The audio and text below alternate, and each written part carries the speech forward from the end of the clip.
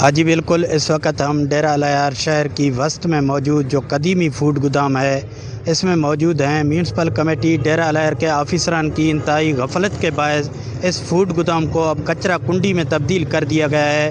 کبھی تو یہاں اناج رکھا جاتا تھا، لیکن اب اس وقت میونسپل کمیٹی ڈیرہ العیار کی نااہلی کے باعث یہاں کچرا رکھا جا رہا ہے، اور اس فوڈ گودام کے قریب کافی دکانیں ہیں، کاروباری مراکز ہیں۔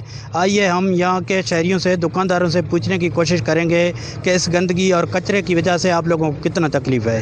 ٹاؤن کمیٹی کی جو کارکردگی ہے نا، یہ آپ کے سامنے ہے۔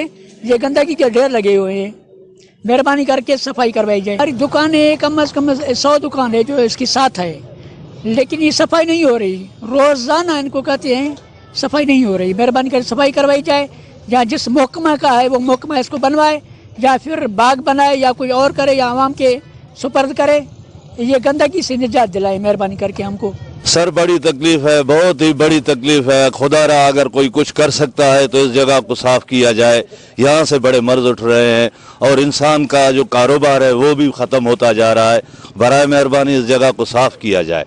ہم تو سنتے آ رہے تھے کہ عمران خان کی بادشاہی میں بڑی تبدیلی آئے گی، تبدیلی آئے گی۔ تبدیلی تو کچھ نہیں آیا ہے، یہ کچرا ہمارے پاس آ گیا ہے۔